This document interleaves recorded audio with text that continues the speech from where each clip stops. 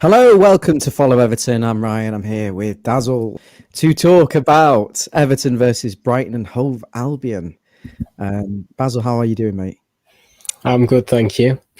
How are you? I'm good, thank you. First and foremost, you've been watching some of the fixtures this weekend. You've been watching some of the other games. Do you want to give us a rundown of what's been happening?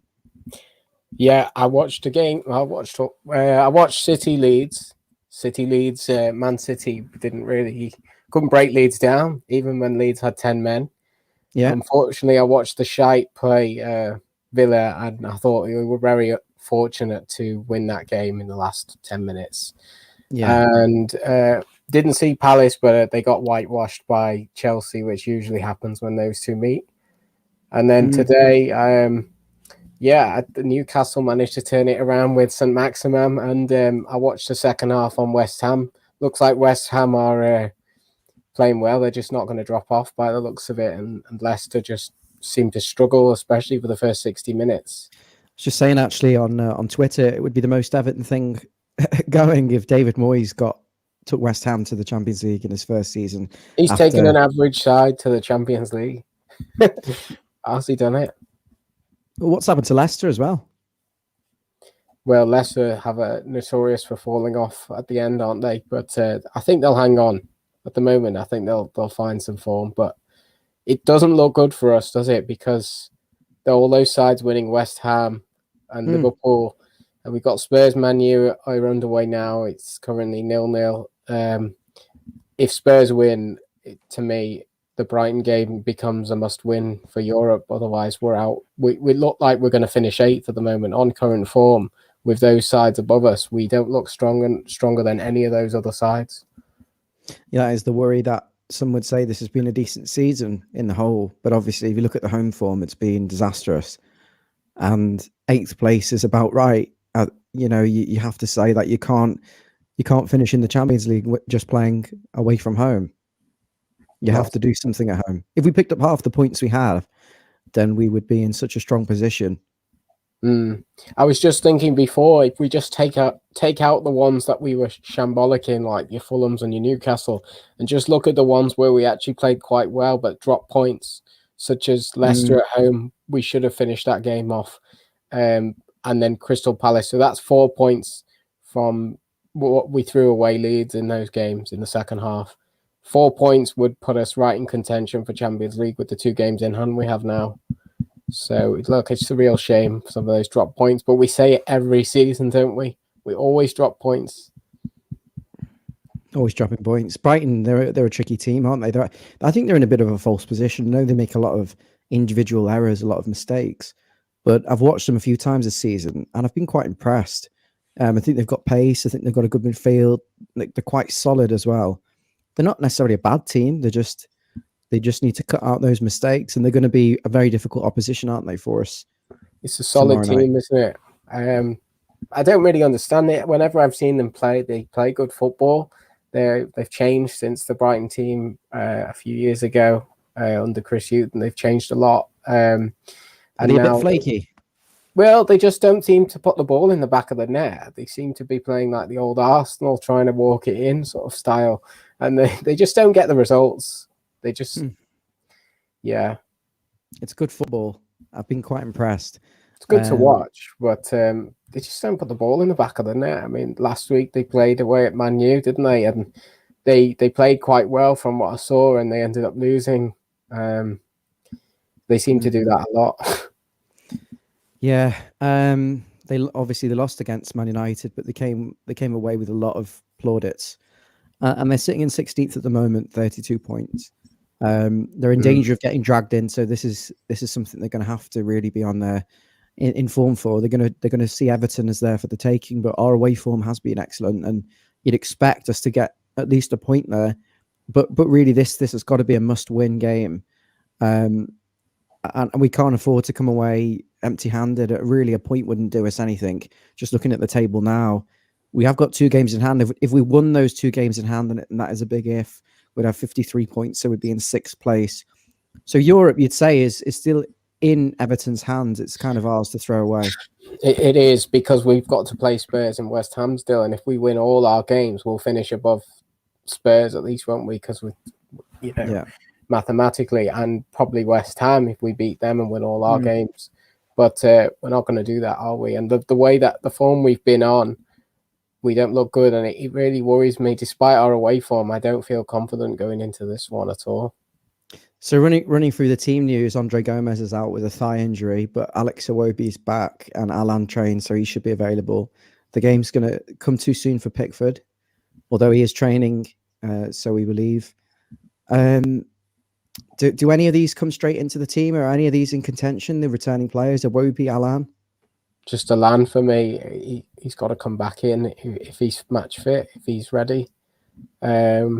Yeah, we need his bite in the midfield. We need that leadership. We need his mentality. We need that dog, bulldog in the midfield, chasing balls down. And they have got like Basuma in their midfield. He's very strong. We don't want to let him take over the game. So we need to be strong in that midfield. I mean, to win any game, we need to be. So if Alan's fit, he has to play for me. I like Basuma. I think he's a good player. I think he's got good technique. He's got a bit of flair about him, and he's clever. And I think they've got a few footballers like that, and they've got pace out wide. Yeah, they're a little bit flaky, but I think they're a good team, and I think they are in a false position. They create a lot of chances, don't they? And I wouldn't be surprised if we're not defending on our game, we will concede. I think we need to go back to how we've been playing, possibly move back to the 4 centre-backs. I think something needs to change on the basis of trying to fit in everyone.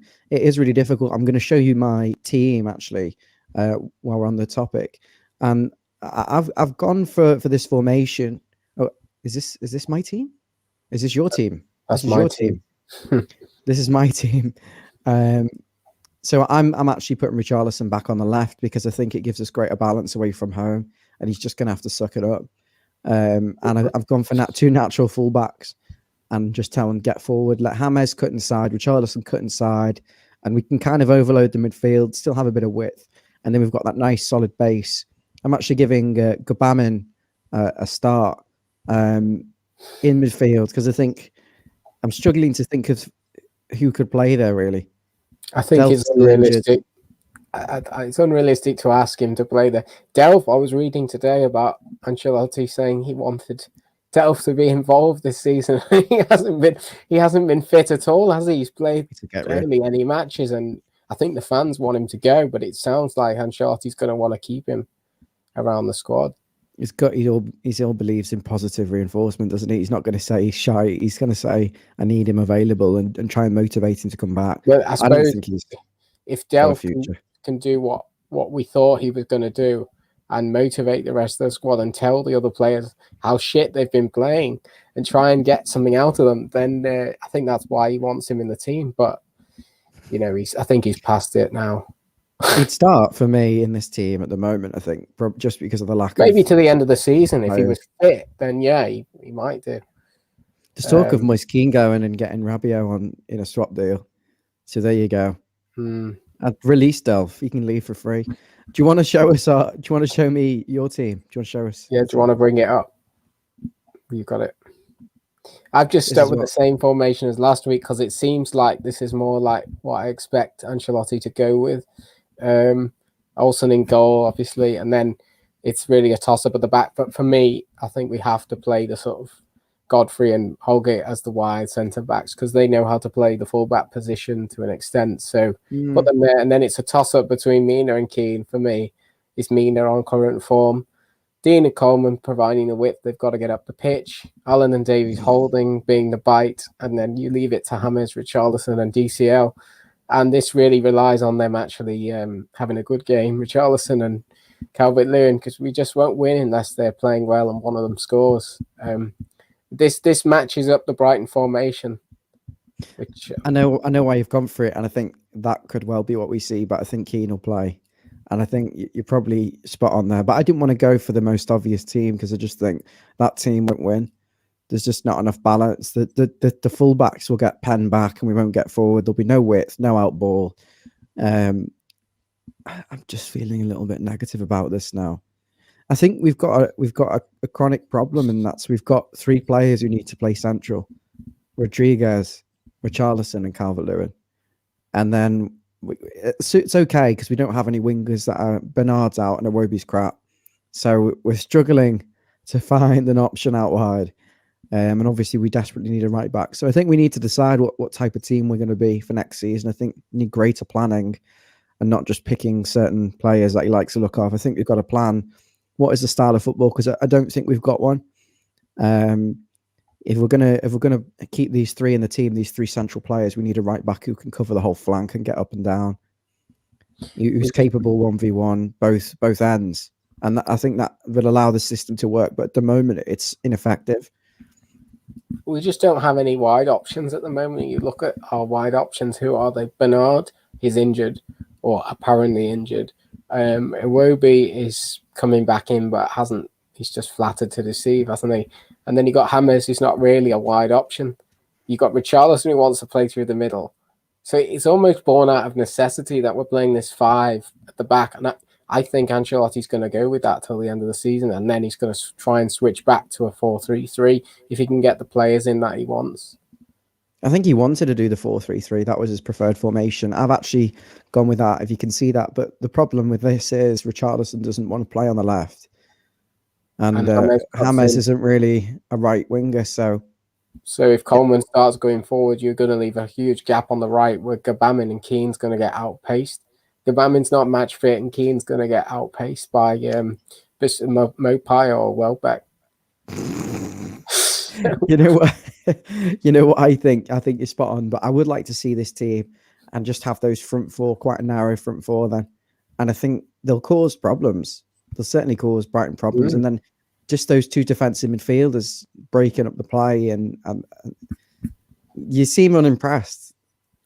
Well, I don't think Gabamin's going to play for a start. I don't think he can play more than like 40 minutes, 45 minutes.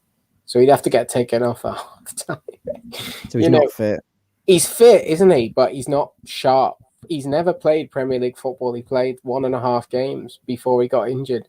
He's not adjusted to it. So I think it is better to throw him in the second half in games if we can, because then the other players on the opposition team are already slightly tiring, and it's a bit. We did that. We drew. We did, but it was arguably the wrong time to do that when we were trying to hold on to a 1-0 lead. You know, we should have put that game to bed. It was a bad substitution. But don't start with that, really. I think he made some very bad errors, the manager, against Palace. I think that was one of his poorest games. Tactically, certainly with the substitution. He feels like if we drop off, we'll be able to hold out always. And I think that was the case in December and January. And then since we played Leicester and conceded that goal in the second half, I haven't seen us being able to do that. So how can we break Brighton down? What do we need to do to score and to win this game? Well, you've got Hammers and Sigurdsson in the team, so you'd hope that they can create from sort of deep areas of the midfield, interchanges in midfield. You know, I don't know. We've got to be clinical for a start. If we're not clinical when we get the chances, we won't win the game, and that was the case last week. Here's a really good stat for you, Basil, that I really like. That we are 1 win away from a new record of 10 Premier League away wins in a season. So that would be Everton's greatest amount of away wins in a whole season. And I think they'll obviously do that at some point in the season, get that 10th win. So that's the best record in the Premier League for Everton. 10 away wins if they get it. And it could result in a season where Everton finish 8th, 9th, 10th, even if we keep going on the slump. The same way, obviously, it could go the other way.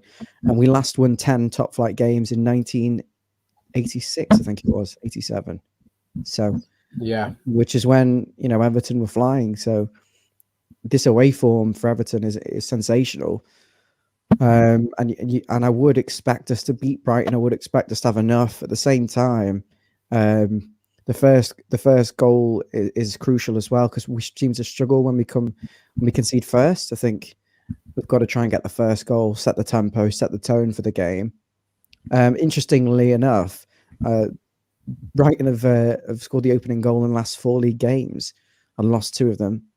And they've dropped 20 points from winning positions this season. So you think if we do go behind, we might have half a chance against Brighton because they're a little bit flaky. We might, yeah. There's always going to be that chance with playing Brighton. They do like they like to throw good positions away. Unfortunately for them, but we have to be clinical. It's like this. We've got a comment here. Just put that up from the Everton zone. Welcome to the video. The system wasn't the problem on Monday. Our strikers just weren't on form. Yeah, it's exactly that. And if they don't perform on Monday, then we just won't win the game because you just don't see the goals coming from anywhere else apart from midfield or, from James or Sigurdsson. And I think they'll get crowded out. So I've got negativity going into this game, but we have to win because if we don't, we've got to beat Spurs and Arsenal, and that's going to be a tricky task in itself. What do we do to get the best out of Calvert-Lewin and Richarlison? The form is quite poor at the moment, and there's a real goal drought. I saw a stat that said we were like the third worst for shot conversion at home. Obviously, it's a different story away from home, but the form can translate into away form. Obviously, we lost our away games as well. So what do we have to do? Do we have to play wingers and do we have to start crossing the ball? Or do you think we can just keep chugging away and hope for the best, which is, I think, what we're doing at the moment? We can do it if we get our fullbacks in a position where they can cross the ball, but we have to give them support. We can't just leave two fullbacks on each side and just let them do it on their own, which is what happened the other day. We didn't really get any crosses in because every time the ball got switched over, especially to Coleman, he didn't have an output. And, Calvert-Lewin, Richarlison, either in the wrong position or completely isolated with their three centre-backs. We really struggled from getting crosses in, but we did create chances through on goal and opening pockets of space in the centre of the pitch, which I think we can do on Monday. Brighton are very strong in centre defence, though.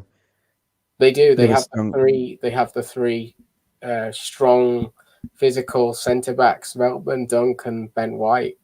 But Ben White's very promising young centre back. So we need to have a little bit of movement and be clinical, really, up front. Well, we can't be static as we like to be. If we're static, we won't create anything. I think we will create chances. We have to put them away. And more importantly, we can't give away soft goals. If we play the away game that Everton have played for the rest of the season, we can win the game. We keep it tight. Because I think Brighton, they like to have the ball. That will suit us. We don't want the ball.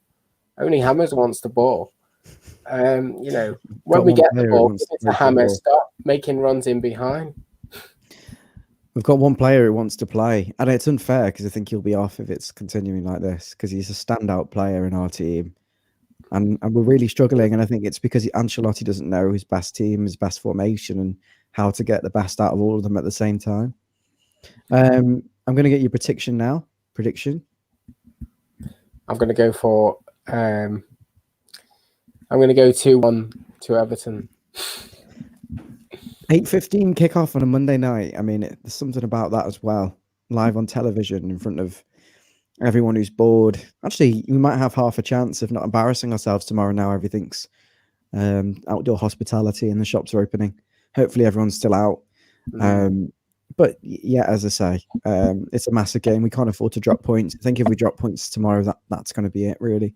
Because some of the fixtures we've got: Villa twice, City away, Arsenal away, Spurs at home. These are difficult games. They're difficult games, but maybe they're just what we need amongst those wasted the last three fixtures of so-called easy fixtures. And then we've got no excuse now. I mean, when we tend to come up against the more difficult opponents, we actually raise our game, and maybe that's what we need. So after Brighton, let's see what we can do against Arsenal and Spurs. We've beaten them both this season already, so there's no reason we can't beat them. It's a fair point. Just before I let you go, I noticed you put Mina in your team ahead of Keane. Mina apparently is available for sale for 22 million. I think it's nonsense. And he wants Koulibaly. I don't believe it. I don't believe that. Do you do that deal, though, if that's on? You sell Mina and buy Koulibaly? We need to get a right winger and a right back. If we don't have that, then I'm not interested. I like Koulibaly, but he's 29. And we've got 4 decent defenders. I'm not saying they're world-class defenders, but they're decent defenders. Just depends on the budget. I think Godfrey's got great potential, but the other three are just very, they've all got the strengths and weaknesses, and that's the problem. And I think you need someone a little bit more balanced. I think Koulibaly has that. He's got everything about him as a defender. He's outstanding. Whereas Keane, you'd say, he's a bit slow, can only play the low block. Same with Mina. His lapses in concentration at times, and Holgate's awareness isn't great, and he hasn't got the physical attributes. So I'd say Koulibaly is another level up, and I'd happily sell Mina if we get to Brighton. Into Europe. If we get into Europe, then we. But how big of an attraction is the Europa League? I don't think it is that big. If we don't get into Europe, do you think Koulibaly will come? He's not coming anyway. But why do you think the Europa League attracts anyone? I don't think it's that much of a. Well, at the moment, we only look like if we're going to finish anywhere, it's going to be Spurs that are the ones to drop off and give us that 7th position, which will be the Conference League. And I don't know that much about the Conference League, but it doesn't sound so appealing. It's crap. You don't want that. You don't want that. You play your kids. No, but what I was saying was, if we get in the Europa League, we will need a deeper squad. Maybe 5 centre backs is a bit much, but you might. Conference League is a bit embarrassing. You are right. We do need a bigger squad anyway, and that I think Spurs could drop out. Obviously, I don't know. Leicester, I think Liverpool, of course, as well. They got a really lucky win against Villa, so I think there's still opportunities. But the thing is, we just can't afford to drop any more points. And we're notorious for dropping points. I'm going to go with 1-1 tomorrow, but my head's hoping and, I'm hoping we're going to. It's either going to be, the only way I see it is that we're either going to sort of scrape over the line at 1-0 or 2-1, or we're going to get thrashed like 3-3. But Dave, we've got better players than Brighton in every position. But what I'm saying is, if we don't turn up, we'll get thrashed. But what makes you think we won't? Are you just thinking we won't turn up? I just think we're in a really bad run of form at the moment. We don't look good at all. If James wasn't in the team, you wouldn't have much hope tomorrow. That's food for thought. Let us know what you think in the team. Very negative, pessimistic view on the game tomorrow, because obviously Everton have lost 3 games in a row, and they're struggling, void of a plan. 5 defeats in a row in all competitions for the first time since Marco Silva's reign in 2018. God. That's terrible. We'll leave you with that. Stay positive. I've got faith. We will get something tomorrow. Thanks for watching. Thanks, Basil. Take care. Bye now. Bye.